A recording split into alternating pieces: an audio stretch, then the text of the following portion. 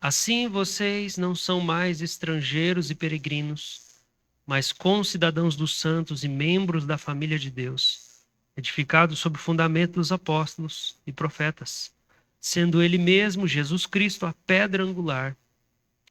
Nele, todo o edifício, bem ajustado, cresce para ser um santuário dedicado ao Senhor. Nele também vocês estão sendo edificados, junto com os outros, para serem morada de Deus no Espírito. Amém? Senhor, tenha misericórdia de nós. Dá para mim uma capacidade de síntese e a tua palavra seja viva nos meus lábios e abençoe os meus irmãos nessa manhã. É o que eu te peço. Amém. Irmãos, antes da gente analisar esse texto e pensar no significado, e a gente não vai fazer tudo isso hoje, tá? A gente vai ter que voltar várias vezes, tem muita riqueza para falar sobre isso. A gente precisa olhar para a palavra santuário e o significado dessa palavra. E isso, para mim, é o mais importante nessa manhã. Eu não vou falar aqui sobre a visão, as colunas da igreja e essas coisas todas, estratégias e coisas nesse sentido, não. Eu quero focar hoje no significado da palavra santuário e por que ela é a palavra que a gente escolheu para ser o novo nome da igreja. E o nosso texto base é esse, mas para a gente poder chegar aqui, a gente precisa voltar um pouco, tá? E eu quero voltar para o começo mesmo da Bíblia. Então eu vou ler com vocês um texto que vai ser o texto da nossa reflexão nessa manhã. Gênesis 2, 7, 8, e depois o 15 fala assim: Então o Senhor formou o homem do pó da terra e lhe soprou nas narinas o fôlego da vida. E o homem se tornou um ser vivente. E o Senhor Deus plantou um jardim no Éden, na direção do Oriente, e pôs nele o homem que havia formado. Verso 15, Gênesis 2,15. O Senhor Deus tomou o homem e o colocou no jardim do Éden para o cultivar e guardar. Então, primeira coisa para a gente poder caminhar aqui, eu vou abordar essas coisas com vocês nessa manhã, algumas um pouco mais rápido, outras um pouco mais devagar. A gente precisa entender o que é santuário nas escrituras, não hoje. Hoje a palavra santuário ela pode ser utilizada para qualquer tipo de lugar de descanso. Quando alguém tem uma casa numa praia, pode falar assim, aquele é o meu santuário. Ou então a pessoa vai para um spa, passar alguns dias, coisas que eu nunca fiz, mas se algum irmão quiser me abençoar para poder enriquecer a experiência da mudança do nome da igreja, eu estou aberto. Eu vou lá para o santuário. Ou você vai no meio do mato, você vê uma cachoeira, as pessoas falam, isso aqui é um santuário. A palavra santuário está muito em alta hoje, porque a espiritualidade está em alta hoje. Não o compromisso com uma religião estabelecida, mas a religiosidade, a espiritualidade, o esoterismo, algum tipo de espiritualismo, ele está muito em alta. Mas não é daí que a gente tira a palavra santuário. A gente tira a palavra santuário das escrituras mesmo, de um conceito que vem lá da criação. Então, a gente olha primeiro para Gênesis, porque no Antigo Testamento, o templo e santuário é a mesma coisa, tá? Templo e santuário é a mesma coisa na Bíblia. O templo no Antigo Testamento era, entre aspas, um microcosmo do céu e da terra. Microcosmo do O templo era o lugar onde o céu e a terra estavam juntados, reunidos, no mesmo lugar.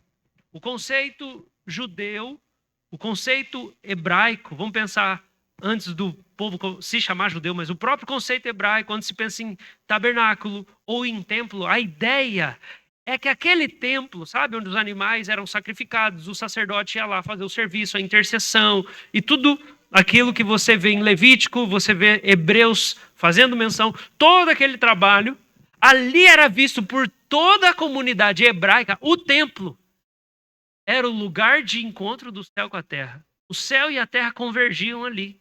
Acreditava-se que ali era onde Deus descia na terra. Então, o templo, no Antigo Testamento, ele é um microcosmo do céu e da terra como um todo. Esse é o conceito de templo ou de santuário. O templo era uma amostra do céu divino e da terra em harmonia. Era o natural e o celestial, era a criação e o céu unidos. É por isso que você vai ter, por exemplo, alguns detalhes que você nunca prestou muito atenção na criação do templo. Como, por exemplo, borda frutinha na cortina do templo. Por que tem que ter fruta? Por que você tem que ter ramos de árvores bordados? Por que tem que ter o querubim desenhado do lado de fora do santuário antes de entrar no Santo dos Santos? E depois lá em cima da Arca da Aliança também tem que ter aqueles querubins. Por que você tem que ter o candelabro com aquelas 7 velas acesas? Porque todas essas coisas faziam uma referência ao primeiro templo e ao primeiro santuário chamado Jardim do Éden. As frutas que eram bordadas ali e costuradas e pintadas, elas representavam a riqueza do pomar do Éden, porque um jardim tem flor e um pomar tem fruto. O Jardim do Éden, ele tinha a flor, mas ele era também um pomar. Ele era um lugar também de comida. E de lá eles tiravam a comida e eles tinham tudo aquela riqueza de variedade. Então aquilo tudo precisava estar entalhado, pintado, costurado, para que quando o sacerdote entrasse, ele lembrasse do primeiro santuário que Deus fez, que era o jardim. E ele precisava lembrar daquele querubim. Por quê? Porque tinha um querubim na entrada do jardim. E ele precisava olhar o candelabro, o candeeiro, o candelabro, aquelas velas, o castiçal, né? Cada um chama de uma coisa, mas é tudo a mesma coisa. A menorá, né? Para quem gosta, né? Para lembrar o quê? Dos luminares, dos luzeiros que Deus colocou no céu quando ele criou a noite e quando ele criou o dia. Então, todos aqueles elementos do templo detalhados apontam para os 7 dias da criação e aquilo tudo que Deus fez. Por que Deus imprime lá no templo? Porque a ideia para o povo hebreu é que o santuário primeiro idealizado por Deus, era o jardim do Éden. E o que aconteceu ali naquele jardim, que era o lugar onde Deus descia na terra, onde Deus falava com a humanidade, onde a humanidade tinha intimidade com Deus, onde Deus se revelava, onde Deus deu um chamado para a humanidade, onde Deus deu leis e a palavra dele para a humanidade. Tudo acontecia ali, naquele lugar de perfeita harmonia. Aquilo foi perdido. Aquilo foi perdido. E agora, o tabernáculo, o templo, era um movimento de Deus tentando restaurar o Éden. Aquele santuário na terra, onde o seu povo ia se encontrar com o seu Criador. Então, o santuário é esse lugar. É o Éden. Primeiro santuário é o Éden, plantado por Deus com flores e frutos. É um templo, jardim, pomar, onde Deus encontra a humanidade. E há uma relação perfeita. Agora aqui eu vou usar um pouco do que a gente vê na Escritura e algumas informações que estão agora em livros de teologia e estudos arqueológicos e tudo mais, para a gente poder situar. A gente sabe, a partir de Gênesis, que Deus criou o homem do pó da terra. Daí ele sopra o fôlego de vida nas narinas do ser humano. No entanto, é muito interessante porque existe uma tradução aramaica de Gênesis que diz assim, que Deus criou Adão do pó do local do santuário. É assim que está a tradução em aramaico. Deus criou Adão, humanidade, ele fez a humanidade do pó do local do santuário. Deus fez a humanidade do pó do próprio Éden. Gente, isso fala da nossa natureza, isso fala da nossa origem como seres humanos. Nós fomos criados dentro do próprio santuário, que é o lugar da habitação. O significado literal da palavra santuário é lugar santo. É lugar santo, lugar de santidade, um lugar separado, onde a divindade habita. Nós nascemos de Deus, nós somos criados de Deus, nós somos gerados de Deus, formados de Deus. Foi lá na casa dele que ele fez a gente. Nós não somos seres mundanos tentando ser divinizados, santificados, indo de um lugar de sujeira, impureza, que a nossa história não é que a gente surgiu num lugar ruim, de imundície, de trevas e de decadência, e que a gente está tentando alcançar alguma coisa sublime. Não é essa a narrativa, não é essa a nossa identidade. Nós fomos formados do pó do santuário. Deus fez a gente na cozinha dele, na casa dele, no lugar que era dele mesmo, puro e santo. Nós fomos formados do pó do local, do chão, do santuário. E há referências no judaísmo antigo que falam da criação de Adão no local em que o templo de Israel foi posteriormente construído. Geograficamente. Deus não fala isso.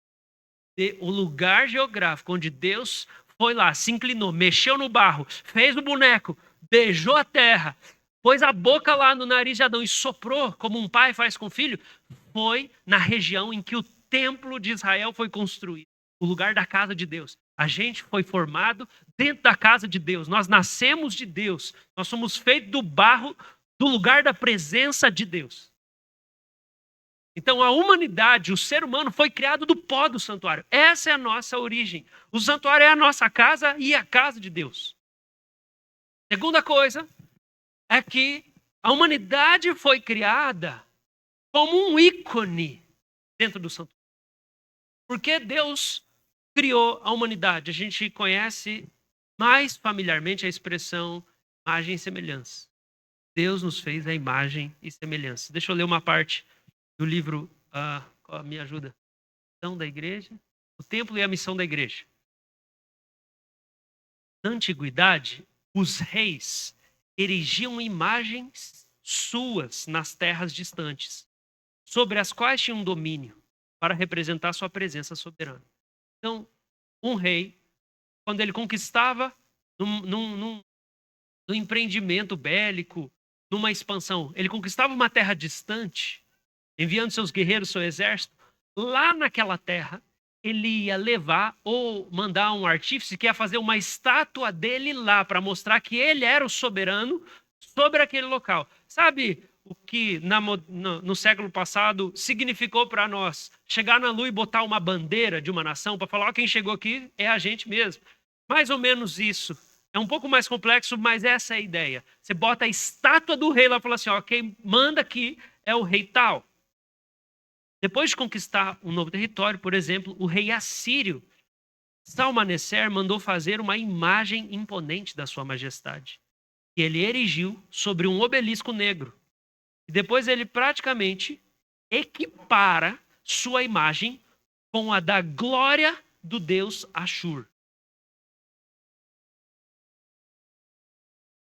O que os teólogos estudiosos da antiguidade vão dizer é que quando a gente olha para as culturas pagãs ao redor da Mesopotâmia ali, é que as religiões falsas, elas estão tentando imitar a religião verdadeira.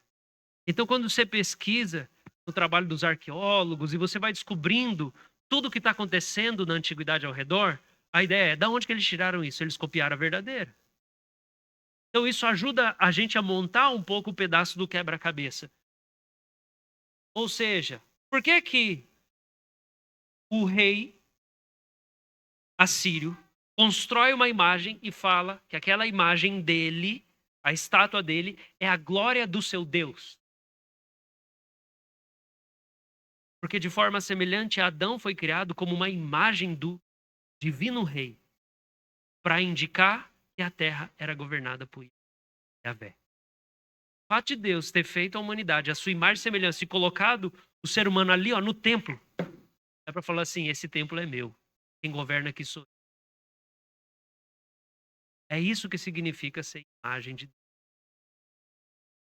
Significa que nós estamos carregando a glória de Deus e a autoridade de Deus para dizer, nós estamos aqui, embaixadores do reino, para anunciar a soberania dele e anunciar a presença dele. É isso que a gente é. Nós representamos alguém maior que nós. Nós não representamos nós mesmos. A gente não existe para refletir nossa própria vontade, para refletir o nosso próprio desejo, para refletir o nosso próprio sentimento, nossas próprias ideias ou nossa originalidade. A gente existe como um reflexo, uma imagem que reflete a glória de um Deus maior que nós, que nos colocou aqui como imagem refletora. Considerando o texto de Gênesis 1, 26 e 28, isso significa que a presença de Deus, inicialmente limitada ao templo, Jardim do Éden, deveria ser expandida em toda a terra pelos portadores da sua imagem, pois eles mesmos representavam e refletiam sua gloriosa presença e seus atributos. Então, quando Deus coloca Adão dentro do santuário do Éden, e ele fala assim, cresce e multiplica. O que Deus está tendo em vista é, faça filhos que também vão carregar a minha imagem, a minha glória e a minha presença. E quanto mais os seres humanos se espalharem pela terra que não está habitada, mais a minha autoridade vai ser anunciada nesses lugares e a minha presença vai ser levada para esses lugares. Não estava no plano de Deus a queda. Estava no plano de Deus. Deus não falou assim, ó, faz o seguinte, peca aí que eu quero fazer outras coisas. Estava na presciência eterna de Deus. A própria cruz estava no plano eterno de Deus, porque ele já tem todas as soluções de todas as coisas, e a maneira como ele ia revelar a sua glória já estava determinada. Mas o plano de Deus é que o homem nunca tivesse caído e que todos os filhos de Adão e Eva nascessem imagem, sem pecado, carregando a presença e anunciando a autoridade dele. Então imagina cobrir a terra inteira pessoas que carregam a presença de Deus, que são imagem de Deus, que são glória de Deus, sem nenhum tipo de alteração. Era o plano de Deus. Seguintes paralelos da Síria e do Egito mostram que imagens de deuses eram normalmente colocadas em seus respectivos templos e que os reis eram vistos como imagens vivas de um imagens vivas de Deus. Os egípcios antigos acreditavam que os deuses entravam em imagens de pedras estabelecidas nos templos. Os deuses entravam dentro das estátuas. Pois não foi isso que o Senhor fez quando ele fez a imagem de si no boneco de barro e ele soprou o próprio Espírito dentro de Adão?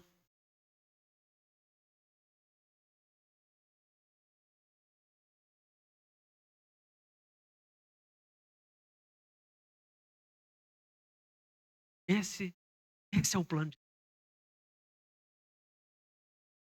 de que ele, entrando em nós, dentro de nós, ele vivesse por nosso intermédio. Agora, a palavra imagem, em grego, é ícone. Ícone. O conceito do ícone, ele é mais claro para nós hoje por causa da tecnologia. A gente pensa num aplicativo, né? Você abre o seu celular, aí tá lá um monte de ícone. E se você apertar, não vou apertar das fotos. Porque eu não sei, minhas filhas pegam o celular, elas vão ser fotógrafas. Nicole, pode investir nelas aí.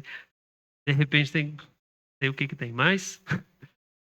Você vai apertar num ícone e ele vai abrir uma coisa que vai executar uma função, que vai realizar algo muito mais complexo, muito mais complicado. Ele é um sinal. Pode fazer. Não vou abrir nada aqui para você. Pinterest, muito menos. Aqui, ó, saúde. É os médicos aqui. É tudo como é que tá meus batimentos. Não, mentira, nem sei se isso aqui funciona. Enfim. Um aplicativo de celular ou um programa de computador, ele tá ali para ser um identificador. Você olha para aquele ícone e o que você faz com ele? Você clica nele. E quando você clica, ele expande e ele abre uma janela, não é assim? Você clica no ícone, ele expande e ele abre uma janela. O ser humano é um ícone que contém a presença gloriosa de Deus. E o nosso propósito como ícone é que a gente carregue essa presença de Deus e a gente possa abrir uma realidade maior que nós mesmos, que é o próprio Deus. Greg Bill escreve: a nossa presença abre a presença gloriosa de Deus. Quem encontra o ser humano, encontra Deus que está no ser humano. Ok. Ícones do santuário. É isso aí que é Adão. Só que além disso, Adão também é um sacerdote do santuário. O escritor de Gênesis 2 estava retratando Adão à luz do pano de fundo dos sacerdotes de Israel, que iam surgir depois. E Adão foi o sacerdote arquetípico, ou seja, ele foi o primeiro dos sacerdotes, ele ia servir no primeiro templo que Deus tinha construído. Então Deus tinha colocado Adão lá para quê? Cultivar e guardar o templo-jardim. Os verbos cultivar e guardar em hebraico aparecem 10 vezes se referindo ao trabalho dos sacerdotes no tabernáculo. Eles tinham que servir, daí às vezes aparece para nós na tradução, em português, o cultivar de servir no tabernáculo e guardar, daí para guardar os mandamentos e leis. Então Adão, ele está no tabernáculo, ele está no santuário do Éden, ele é um ícone da presença de Deus e ele está ali numa função de sacerdote para cultivar aquele jardim, fazer a manutenção daquele templo e guardar os mandamentos que Deus deu. E eram muito simples, né? Dava para contar nos dedos. Depois você tem 900 artigos da lei de Moisés que os sacerdotes levitas precisam guardar. Mas para Adão era muito fácil, dava para contar nos dedos de uma única mão. Quando o templo de Salomão é construído, Deus ordena. E ele fala assim, que se os sacerdotes não cultivarem e guardarem o templo, Deus vai destruir o templo. E Deus vai expulsar os sacerdotes para longe. A minha presença não vai estar aqui, o templo vai ser destruído e vocês não vão ficar mais aqui também. Vai acabar esse lugar de encontro nosso. Gente, foi a mesma coisa que aconteceu com Adão. Adão não cultivou e guardou o santuário. Ele tinha que fazer o quê? Ele tinha que fazer a mesma coisa que os sacerdotes, era guardar, proteger o local da presença. Ele não podia deixar, assim como os sacerdotes, deixar que nenhum animal impuro entrasse ou pessoa impura entrasse. Você vê que em Apocalipse fala que na Nova Jerusalém não vai entrar ninguém impuro. Isso era parte do trabalho sacerdotal. É o santuário, é o lugar onde Deus está. Não entra pessoas impuras. E isso, enfim, poderia ter muitos significados, essa impureza. Mas além disso, era para que esse santuário expandisse para áreas inóspitas e desérticas da face da Terra. Precisa ficar claro para nós geograficamente. Deus criou o planeta Terra em toda a sua extensão. O Jardim do Éden não cobria a face da Terra inteira. Ele era uma área restrita dentro de toda a Terra. O plano era que Adão fosse cultivando o jardim, esse jardim fosse crescendo, crescendo, crescendo, e a terra toda pudesse ser coberta com a presença de Deus, com a glória de Deus. A gente sabe que o que aconteceu, ou indo para o nosso próximo ponto ali, é que o ícone, Adão, ele foi um ícone rachado e removido. Por quê? Porque ao invés dele dominar sobre os animais e proteger o jardim, ele deixou o animal impuro, a serpente, entrar, e ele foi dominado pela serpente. E o que acontece nesse momento é que, ao falhar nessa tarefa, Satanás seduz Adão. Ele é chamado de filho de Deus em algumas ocasiões na Escritura. Adão é filho de Deus, então Satanás seduz Adão e Adão deixa o veneno da serpente entrar no seu coração. Ele não guarda o mandamento. Ele não é fiel como sacerdote. E qual que é o veneno que entra no coração de Adão? Medo de Deus. Desconfiança da sua intenção. Desconfiança do seu amor. Então Adão passa a se proteger de Deus. e a fazer provisão para si mesmo, e ele se rebela contra Deus. O veneno da serpente é: você não pode confiar em Deus. Deus não quer o seu bem. Na verdade, Deus está te privando de algo muito bom. Se protege de Deus, provê para si mesmo, vai lá e pega o fruto. Adão é envenenado com o medo de Deus. Isso faz ele se rebelar contra Deus. Ele, então, é expulso do santuário, que ele deveria proteger. E é como se ele saísse de casa igual o filho pródigo. E há um rompimento, então, na relação com o pai. E esse rompimento de Adão com o seu pai altera a natureza humana. Agora, toda a descendência dele vai nascer resistindo a Deus. Ao invés de nascer confiando em Deus e confiando no amor de Deus, todos os filhos de Adão vão nascer resistindo a Deus. Aí o ícone está rachado. Essa imagem foi manchada. O ser humano ainda é uma imagem, ainda é um ícone, ainda é essa imagem viva de Deus, só que é uma imagem que foi danificada.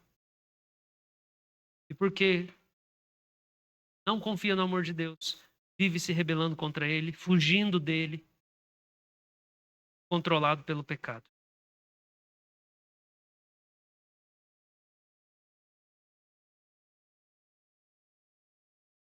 Indo para o final, Adão então vai ser um ícone restaurado e recolocado no santuário. Como? Pois aqueles que Deus de antemão conheceu, ele também predestinou para serem conformes à sua imagem, a imagem do seu filho, a fim de que ele seja o primogênito entre. Então, a grande glória de Deus é que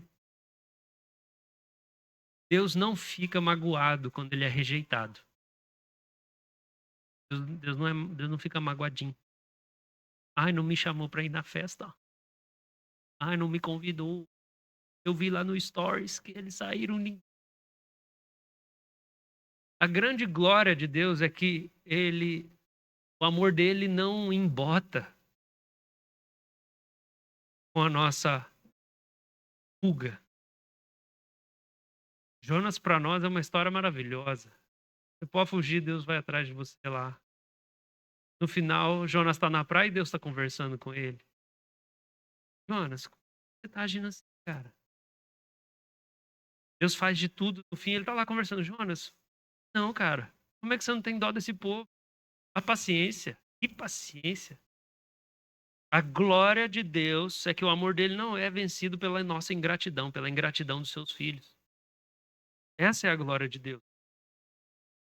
Então Deus ama, ele escolhe amar para restaurar os ícones da sua presença, segundo a imagem de Jesus. Para a gente brilhar a glória dele igual Jesus brilha a glória dele. E como que isso acontece? Como que o ícone é restaurado? Como a humanidade é restaurada? De maneira prática, todos nós, com o rosto descoberto, contemplando a glória do Senhor, somos transformados de glória em glória na sua própria imagem. Sua própria imagem. O Evangelho mostra para nós que o Senhor veio até nós. O Evangelho tira o véu. A gente vê como Deus nos ama. A gente vê como Deus vem até nós. Isso, então, começa a restaurar o ícone que nós somos. Agora, quando a gente vê essa beleza da graça de Deus, a gente percebe que tem uma coisa sublime, superior para a gente refletir, que não é a mim mesmo mais que eu vou refletir. Não é como eu sou original, como eu sou bom, olha os meus sonhos, olha isso, olha aquilo. Não é isso que eu vou refletir. O Evangelho me mostra um Deus maior que eu. Um Deus que vem até mim, um Deus que me ama, um Deus que me criou, um Deus que me deseja. E agora os meus olhos são descobertos, eu começo a ver essa glória de Deus e eu vou sendo recuperado para o meu propósito. Como ícone, quer ser isso aqui, ó. Isso aqui é um ícone. As igrejas ortodoxas, igrejas católicas que têm templos antigos e usam ícones, elas entendem que um ícone é uma representação da santidade de Deus. Seja numa representação dos apóstolos, ou então de uma imagem de Cristo, ou de alguém que viveu uma vida de santidade. E a ideia é que esse quadro, ou então esse vitral, seja um portal por onde a luz da glória do sol vem lá de fora e brilha aqui para dentro. E eu posso olhar, e eu posso contemplar, e refletir, e me ajuda a orar e meditar sobre como a santidade de Deus apareceu na vida daquela pessoa. Só que esse vitral, esse ícone, somos nós. Nós somos ícones, nós somos vitrais. E quando nós olhamos pelo Evangelho para essa bondade, essa generosidade, esse amor incansável do nosso Deus, nós queremos agora refletir essa generosidade e falar assim: Deus me usa, Deus trabalha através de mim, eu quero te servir. Eu quero abençoar os outros, eu quero proclamar o seu amor, me usa nas suas mãos, quero refletir sua glória. A gente passa a ser ícone restaurado e a gente é recolocado no santuário. Greg Bill escreve: o santuário da presença de Deus é um local de culto. Esse culto restaura a imagem de Deus em nós. Está falando, quanto mais você está no santuário, nessa comunidade, nesse velho jardim do Éden que hoje é a igreja, quanto mais você está lá cultuando, junto com esses outros ícones, esse culto restaura a imagem de Deus em você. O culto restaura a imagem de Deus em nós. E a gente reflete cada vez mais a presença de Deus. Nós somos ícones da sua presença poderosa. Nossa presença abre a presença poderosa de Deus. O nosso culto e a contemplação da presença poderosa de Deus alimenta a missão que Deus entregou para Adão, de expandir o santuário da sua habitação. E essa missão de expandir o santuário, ela vai sendo passada. Hoje não dá tempo, mas essa missão vai sendo passada para os patriarcas. Quando Deus chega para Abraão em Gênesis 2 e fala assim: eu vou fazer de você uma grande nação, em seu nome todas as famílias da terra vão ser abençoadas. É a mesma missão que Adão recebeu através de você. Pessoas que são ícones da minha presença vão estar espalhadas pelo mundo. Isso vai passando de geração em geração. Daí chega nos apóstolos: vão por todo o mundo, façam discípulos. Pela pregação do Evangelho, restaura a imagem rachada de Deus nas pessoas, restaura a identidade delas, repara a identidade quebrada delas, lembra quem elas são, anuncia quem elas são, faça discípulos de todas as nações, batiza eles no nome do Pai, do Filho e do Espírito Santo, para que esse santuário da presença de Deus possa se espalhar por toda a terra. Amém, irmão?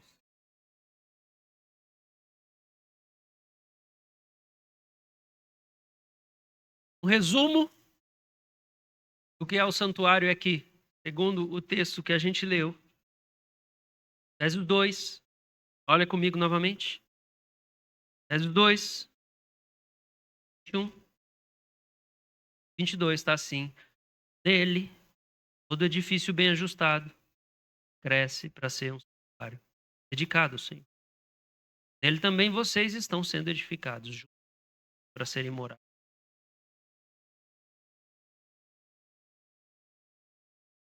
Paulo fala: vocês estão em. Agora vocês foram recolocados, estão em Cristo. Estão sendo restaurados. Já viu em algum lugar aquele trabalho de quem faz restauro de pinturas antigas? Pintar aquele pedacinho com um pincelzinho bem fininho, aquela obra antiga que está se deteriorando. Isso é a obra da redenção. Em Cristo, a imagem de Deus está sendo liberada em nós. A imagem, estamos voltando a ser ícone que brilha a glória do Senhor. Carregamos a presença gloriosa de Deus. Verso 19 fala: vocês não são mais estrangeiros, vocês não são peregrinos, vocês não estão do lado de fora do Éden expulso igual Adão, vagando pela terra sem saber para onde ir. Vocês não são andantes, andarilhos por aí, assim como Caim, que estava fugindo de Deus.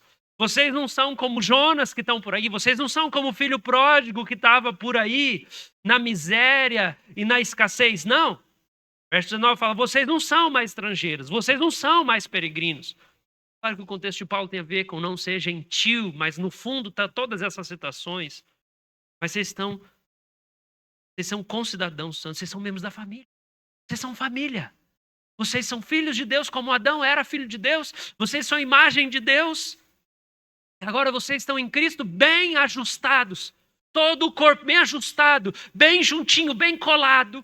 Um junto do outro, encaixado no outro. Pedro vai falar que nós somos pedras vivas, sendo colocadas ali com aquela argamassa do amor, que é o vínculo perfeito, para ir construindo esse edifício espiritual. E o que está acontecendo? Nós estamos crescendo como santuário. Estamos crescendo como santuário da presença. Estamos crescendo como santuário dedicado ao Senhor. E por último, aberto ao mundo, porque nós estamos aqui para que quem não é povo possa se tornar povo, possa vir para o santuário, possa ter a sua imagem recuperada, possa se tornar filho de Deus através de nós. Bem, irmão, eu acho que é um pouco mais legal do que república.